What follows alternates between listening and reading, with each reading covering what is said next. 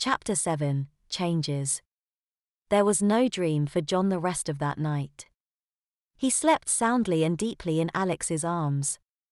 He didn't even feel the urge to get frisky, he only wanted her close and comforted. As his mind roused to the morning, so did his body. He felt the warmth of Alex next to him. His head rested near her breasts, he couldn't help himself, he buried his face deeper into her cleavage and inhaled her scent deeply. He didn't feel the urge to hump at her, but the bliss of being close to her was strong. He began to feel Alex's fingers run through his hair again. She was awake as well and also enjoying the moment they were sharing. John wanted this to last forever, but it was not meant to be. A pain shot through John's bladder and he felt a squirt of urine escape. A cramp in his gut followed next, and it took a bit of effort to control his sphincter from opening wide for the poop. He had to go and beg Aunt to scramble out of bed. Alex, taken aback by the whole thing, wondered what was wrong. "I have to go potty," John said. Alex then began to help get the covers out of the way and let John get out of bed and run to the bathroom. On his way he lost his pants as they easily slipped off. John succeeded in making it to the toilet. After he cleaned up, he pulled up his training pants and headed back for bed. Alex had met him in the hallway. "Good job, sweetie," Alex said, pulling him into a hug and patting his head. John smiled, feeling accomplished for making it. He rested his head into Alex's breasts, wanting to go back to bed and enjoy that perfect morning. Something was off, however. John pulled himself from Alex and looked up at her, looked up. John's jaw dropped as he looked up at Alex. He had to be dreaming or something. He guessed he was about a foot shorter than Alex. This had to be a dream. How could he be shorter than her? "Why am I so small?" he yelled. Alex smiled and patted his head. "I am actually surprised you are so small as well. Oh, but look at how adorable you are." Alex pulled him into another hug, like a mother who hadn't seen her child in years. John pulled himself from her arms. "Why am I smaller?" He began to panic. "Well, it's part of the game, sweetie. The more you act like a child, the more you will become one. Don't forget that while I am going to help you achieve your desire, I am also trying to make you lose. Now we have a little time limit before things get really fun. You need to be an adult in a month before you go back to work. You do have, what? 2 weeks of sick days? Maybe you could argue you need to work from home. Done right, you might get an extra month. So wait, you're trying to turn me into a child? Into a baby? Oh Johnny, it is not like this is hard. A very simple deal, a very easy game. You are just now seeing that you are losing and the consequences of that. So just step up your game," she told him. "All your rules are just going to make me lose, or you will punish me for breaking them," he said. "And I can change the rules as I see fit. Now how about showing me you can win by getting dressed for the day, instead of walking around half-dressed? But by golly, you are so gosh darn cute. If that little bum was in a diaper, I don't know if I could contain myself." Alex tried to wrap him up in a high again, but he deflected her off and hurried to his room, leaving her to pout sadly at the loss of the hug. John got a firm reminder of who she was. She was a demon trying to take him away. John began to get dressed. He was going to prove to her he was an adult. Yet there was a problem. None of his clothes would fit him now. Alex knew this well, as she was standing by the door watching him as Hebel looked at a pair of boxers that were now too big for him. My clothes don't fit," he said, head hung low. "Oh no, sweetie, you need new clothes," Alex said, fake surprise in her voice.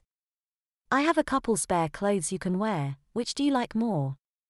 She pulled out from nowhere 2 hangers with clothes. One was a simple blue and white striped shirt, with a pair of overalls with a picture of a bear on the front. The other was a yellow dress with white lace and pink bows. John took a step back as she presented them. Yet she also showed a trick he could use. "Can't you just shrink my current clothes to fit me?" he asked. "I could, but I am not going to. As the rules say, I can dress you in whatever way I want," she said. A cold dread ran through John as both options left him looking childish. His eyes locked onto the dress. Between the two options he liked that one less. Alex took notice of where he was looking. "Oh, do you like the dress more? I was wondering when you would come around," she said. "No." John yelled, "I'll wear that one," he said, pointing to the overalls. Alex gave a sad smile and tossed the overalls on the bed. "Why not try it for once?" Alex pulled John over to a mirror and placed the dress over his reflection to see what it was like with him in it. "Look how adorable you look." "I don't want to." John yelled, pushing it all away. However, Alex remained firm and kept him close. "Let's make a deal, little Johnny. Wear the dress all the way until nap time, okay? If you don't come around to the idea, we can change you back and I will stop until another day," she offered. John was ready to agree, but Alex slapped her hand over his mouth and smiled at him through the mirror. "But if you go longer, say until bedtime, I will use what power I have to undo the changes that have befallen you," she told him. Her eyes gave a flash, however. "But that is too easy, don't you think?" she asked, questioning her own deal. Wearing a dress, being mistaken for a little girl for a day? If you are determined and stay cooped up all day, then what harm will there be? Why don't we go out to the park? You will play and enjoy your whole day as mommy's little girl. Absolutely no fuss, do that and everything will be undone, Alex said. And you will stop trying to make me look like a girl, John added. He didn't want to do this deal, but to be back as he was and to get ahead of Alex's little game would be worth a little humiliation. If you can admit you had no fun while playing a girl, then I will forever stop trying, she said. Fine then, deal, John said. He saw Alex's eyes flash with glee. She excitedly began to remove John's clothes.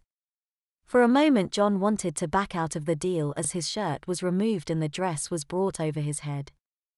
Alex's hands guided his arms through the sleeves and his head soon popped out of the top. The dress was tied with a pink bow and before he knew it Alex was brushing his hair. John looked at himself through the mirror. If he didn't know better, he would easily be seen as a girl. It was a fear made real. John fidgeted at the hem of the dress, his legs squeezed close together, and it was then he realized something. We forgot the he stammered and pointed at his crotch where he still wore the pull-up from the night before. We don't want to get your dress all dirty from an accident, sweetie, so we are going to leave your pull-up on, Alex told him. Look how cute you are, Jenny, Alex said, holding John close as she looked at him through the mirror. John was against this whole thing. He wanted to call the whole deal off and face the consequences. Yet he thought about how long it might take him to get back to being his old adult self and if he would make it before a month was up. This was the fastest way to get back to normal and he would see it through. So, what does my little girl say to a nice breakfast and then we head out to the park for some fun? Alex asked. Can't wait, John said, still staring at the little girl in the mirror. For the rest of the morning, nothing changed other than Alex changing John to Jenny and referring to him as her little girl. Alex was in high spirits, much higher than the previous days. John suspected she preferred carrying for girls over boys, but somehow that didn't feel right. After breakfast, Alex packed a few things for their trip to the park. John did his best to avoid going, but Alex ushered him to the car. What happens to my car? John yelled, his voice no manlier than the little girl he appeared to be. His rust bucket of a car was now a high-end minivan. Oh, did I forget to mention? I believe I said I had everything prepared, the 2 rooms I wanted, your extra long vacation, and I changed your little car to fit our new little family lifestyle. Alex opened the passenger door and stored the bag of things, then turned to John. Now let's get you buckled into your car seat, she said. I don't need a car seat, John protested. Sweetie, you are far too young to not be a car seat. This is for your protection. Alex went to pick John up, but he backed away. I believe it is in the law that if I am above a certain age or a certain height I don't need a car seat. I am at least one of those things. Alex gave him a stern look, then summoned forth a book. She put on a pair of reading glasses and looked over the book. After a moment she closed the boom and it turned into a measuring tape. She measured John's height and frowned at the results. The measuring tape was snapped back up and her glasses were thrown away in a puff of smoke.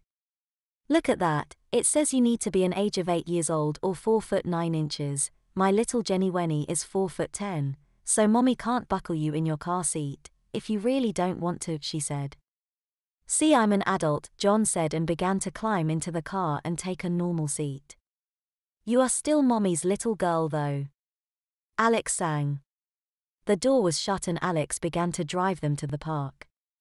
Along the way Alex's complexion changed to a pale tone with only a bit of pink to it. John could see in the rearview mirror her eyes changed to a bright blue. Now she looked human. John began to feel the anxiety of humiliation flood through him. He wished he never took this deal.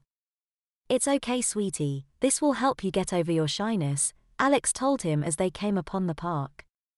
John could see there were not many people there, but like him and Alex, cars were just pulling into parking spots. Alex opened the door and she had to pluck John from his seat. Take mommy's hand, honey. Alex firmly grasped John's hand and began to lead him. They walked across the grass and past a couple families. They gave a friend good morning and Alex made John reply as friendly and loud as he could. John did his best to hide and in response Alex apologized for her shy daughter. They found a spot that wasn't too far from the playground. Alex wanted to be able to watch her daughter while she played. You go play, honey, I will call you when it is time for lunch. You won't be having a nap, so show me you can be a big girl and not get cranky, Alex told him, and shooed him off to the playground. John slowly walked toward the playground. The feeling of air blowing so freely between his legs made him feel as if he was naked. Every step he took felt like eyes were on him. John sat down on a swing set and gently rocked back and forth. He dared not actually take to the skies for fear people seeing his pull-up. Hi, a voice said. John snapped his head up to see a young girl in a blue dress. She was probably no older than 10 with black hair and a bright blue headband. My name's Sarah, what's yours? She asked. John looked over at Alex. Even though she was far away under the shade of a large maple tree, he could feel her gaze on him, almost see the glow of her eyes piercing him, willing him to play. Joe, he stopped. He couldn't say his real name, could he? Reveal to this girl, nay the world, that he was a guy dressed like a little girl. Progressive times these were, sure, yet it felt wrong to him, like a deep secret that once out would make him a laughing stock of the world. Jenny, he said, heart hammering in his chest. He wanted to cry, to call for mommy and hide away, but that would mean Alex would win. He reminded himself why he was doing this. You want to play princesses? Sarah asked. I am Princess Elizabeth Prettyflower, she said with an air of exaggerated elegance. Who are you going to be? Belle. He said, looking at his yellow dress. No, that's boring. Sarah whined, be a princess that's unique. Unique is a word my daddy told me, which is another way to say you're special and one of a kind, Sarah told him. John felt more embarrassed for his pick on which princess he would be. He didn't want to play this game or at all, yet he could feel those burning cotton candy-colored eyes on him. I will be, Princess Jenny, he said. Of the swings was added. Princess Jenny of the Swings, you are cordially invited to Elizabeth Prettyflower's castle that is over by the slides. Sarah announced. I accept. With that, Sarah turned and began to head toward the jungle gym set. John hesitantly got off the swings and followed. He looked back at Alex, who was reading a book. He wondered if she was getting any sort of boost to her power from such a far distance away. How far was too far for her? Farther than you think, little Jenny, for mommy is always so close to you, came Alex's voice. John froze. She could read his mind. Calm down, sweetie, it is just telepathy, now go play with your little friend. Playing princess was nothing more than climbing to somewhere high and then pretend gossip. Did you hear of Miss Pattyworth the baker? She doesn't add flour to her pastries, Sarah would say. I heard Victor von Victorson does not like tea, Sarah would announce. The small silly gossip eventually eased John to think up his own. I heard, Betty, Wainwright prefers fish for a dessert, he said. Oh, I have heard, she is so prude, Sarah would agree. As the two gossiped, John began to feel more at ease. He forgot about his situation. It was tea until a strong breeze would remind him of the lack of pants, or when he climbed down and his dress would billow out a bit. John was starting to have a bit of fun playing with this girl. Jenny honey, time for lunch. Alex called. Oh. I'll see if my mom will let me join you, we can pretend it's a tea party. Sarah said. John and Alex walked to their picnic spot and it wasn't long Sarah ran over and joined with her own little snack. Hi, are you Jenny's friend? Alex asked. That's Princess Jenny of the Swings to you, and yeah, I'm Sarah. A couple came by. Tony introduced themselves as Sarah's parents. Oh, glad to meet you, this is my daughter Jenny, Alex introduced. John watched as the grown-ups were talking and the kids ate their lunch. John could help but watch as Alex seemed to have an unblinking gaze at Sarah's mother. After a time Sarah's parents decided to head home, leaving Sarah in Alex's care, letting their daughter play with her new friend. Do either of you need to go potty? Alex asked. Yeah, Sarah answered. Alex then stood up. You too, Jenny, both of you take my hand. That's fine, Mommy lets me run ahead so long as I don't cross the street on my own, Sarah said. We hold hands when we travel anywhere, sweetie, it can be more fun, Alex said. Sarah did as she was told and the three walked to the bathrooms. When they reached there, Sarah was let free and she headed inside. Alex began to pull John inside but stopped. Jenny sweetie, we are going potty, like big girls, Alex said and gave him a small tug into the girls' restroom. John kept his head low. He wasn't allowed in here, his whole life he had gone to the boys' room, he was still a boy, he didn't belong. He caught a glimpse of himself in the mirror however, and he didn't look out of place now that he saw himself. As the three did their business, John began to notice Alex's attentiveness with Sarah. She was like an overprotective mom, making sure Sarah was all right. It wasn't to say she neglected John at all either, but she seemed more driven than before. The three left and once more Alex has them hold hands back to the picnic. The two little girls were free to play on the playground. Their little game turned to tag, follow the leader and so on. The longer they played the more the better John felt. He hadn't had this much fun since his adult life began. The day soon wound down. Sarah's parents came to pick her up and the five of them stood in the parking lot. Did you have fun, Sarah? Sarah's mom asked. Yeah, it was great. Sarah said. All right, well let's go home, we will have dinner ready soon. Alex stood close to Sarah and was pulling the girl close to her. Can I have a sleepover? Sarah asked. Maybe another night, her mom said. John noticed Alex holding Sarah close to her. As her parents kept trying to get their daughter to follow, Sarah whined and pleaded to stay the night. Alex once more was unblinking and he began to catch a glimpse of her pink and blue flames flickering across their skin. John began to think she was planning on keeping Sarah. There was no way he was going to let her use her powers on Sarah the way she was doing to John. For all he knew, she was already trying. Sarah's parents were still trying to convince their daughter, but they were giving in.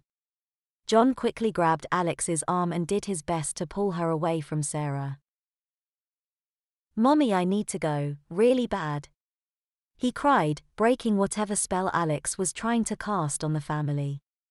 Sarah slumped off to her mother and the three of them began to head home. Meanwhile, John was pulling Alex to their car. Alex opened the door and John climbed in. He noticed Alex was looking back at Sarah and the family. They are taking my little girl, that is my daughter they are taking, give her back, Alex growled, her cotton candy flames flickering from her eyes and skin. John remembered there was a line in the summoning book about Alex. The demon is jealous of other maternal figures that could be in your life and will seek to replace them. Once more John thought quickly on how to distract Alex. She needed to care for him and tend to his needs.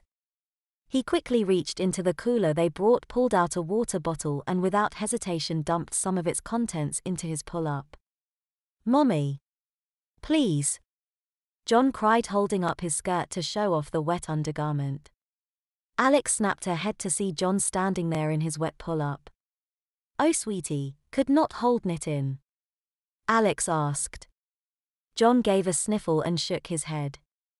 "Can I ride in the car seat?" he asked, hoping this will keep Alex focused on him. "Of course baby," Alex said, more than happy to treat John as if he was even younger. John was strapped to the car seat and they drove home. John was able to distract Alex. He made sure to remind Alex now and then about how he wanted to be a big boy but how he wet himself. Alex reminded him he was her little girl, and John rephrased his pronouns and he hoped he could be a big girl soon. However, he had been quiet for just a bit longer as they were nearing home. Once home, Alex was once more mumbling about some woman stealing her little girl. John tried to put the focus back on him. Perhaps it was because they were home. Now Alex didn't need to focus on driving and her wet little girl could be taken care of more quickly now that supplies were close. Alex paced about the living room like a mother worried for the safety of her child and at the same time a demon plotting to kidnap a child. "Oh I know," Alex mumbled, "I'll just turn her mother into a baby, still cognizant of everything, and make her watch as her daughter becomes my little girl, calling Emmy mommy," she plotted. John couldn't let Alex free. He couldn't let her do whatever she wanted. She had to focus on their game. John watched as she continued to pace, fidget and curse under her breath, much more like a frustrated teenager than worried mother. And that was it. Whoever said she couldn't be the little girl? John gathered up his courage for what he was about to do, stare down a literal demon. "Young lady, this is not," he began with a firm stomp of his foot. Alex turned around and he felt the ever-presence of hatred from her charging down at him. He faltered, unsure exactly what to tell her. You should go to your room." "Should I?" Alex questioned, cocking her head to one side. John needed to stand his ground. She wasn't going to be moved easily. "You are acting childish. Go to your room, until dinner is ready," he demanded. Alex seemed to flinch but she didn't move. "You think you can talk to Emmy that way?" John gathered all his courage and pushed himself to stand up to her. If he had to look up and shout like a little girl mimicking her mother, he would. He strode up to Alex and in a few short steps was looking down at her and pointed toward her bedroom door. "Got your room, young lady, now." His voice boomed like thunder, a tone he rarely heard from himself unless he was upset. Alex shrank back a bit, looking up at him. She gave a deep breath, her pale complexion returning to the crimson it was. She turned and sulked to her room. John stood on the hallway for a moment, feeling a cool, victorious sensation wash over him. It was more the feeling of him being barely dressed. His feet busted out and off the shoes he wore. His legs stretched the limits of his socks. The dress he wore was above his weight, showing off the wet pull-up that strained to keep tied around his waist. John got dressed in some casual clothes and went about making dinner. He wasn't sure if Alex was staying in her room or doing some demonic witchery. As he finished up dinner, he went to Alex's room and knocked on her door. Alex answered, her pink and blue eyes burning at him. "Dinner is ready," he said. "Thank you," Alex snapped. It was a silent and awkward dinner. All of Alex's work had been undone and John knew she had won that bet. Her plans to kidnap Sarah possibly foiled. After dinner, John decided to have a beer and offered one to Alex, and she waved him off. John began to watch TV, but it was hard to watch with Alex trying to burn him alive with her gaze. "You can't kidnap kids," he started. "That is my daughter they took from me." Alex roared. Cotton candy-colored flames erupted around her. More of her demonic form was revealed. Her hooves came back. Chestnut hair covering her ankles, slender legs to which a tail coiled about like an agitated snake. John noticed that the tip of her tail was shaped like a pacifier with a white substance that dripped a bit. Alex's horns were out as well, They curled from the back of her head around her head like a circlet and curved up by her temple. She was taller, her horns almost scraping the ceiling. "She is not your daughter." John stood up, still dwarfed by Alex, but he wasn't going to let her walk over him. "Go to your room, young man," Alex said, giving a stomp of her hoof that demanded obedience. John, however, didn't budge. She wasn't the only one who can play that game. "Go to your room, young lady," he said, giving a stomp of his own foot. The two stood there, a pair of adults on the verge of announcing a divorce. "Our deal, our game, is between you and me, no one else," John calmly yet angrily said. "You keep your hands off others until I win." Alex grinned, the brooning fire in her eyes as he void black slits of pupils sucked in the flames they also spat out. "Or lose," she hissed. "You are right, our game is just between you and me, and once I win, that mother, her daughter, her father, 3 more little ones for me to take care of." "So, you are trying to turn me into a child, a baby," John said. Alex's grin stretched beyond human capabilities and she laughed. Flames danced about her as her clothes changed and a pair of wings unfurled. Her wings stretched out on long bony claws much like a bat. They were decorated with stars, moons, clouds, and seemed to dance and change to animals and toys and baby paraphernalia. More so, the cryopatagium of her wings continued to drop last, the ends of the wings into long sheets of soft fabric. Alex demonstrated her ability to manipulate and wrapped John up in a bundle of baby blankets. They even detached and regrew, ready to bundle up the next baby.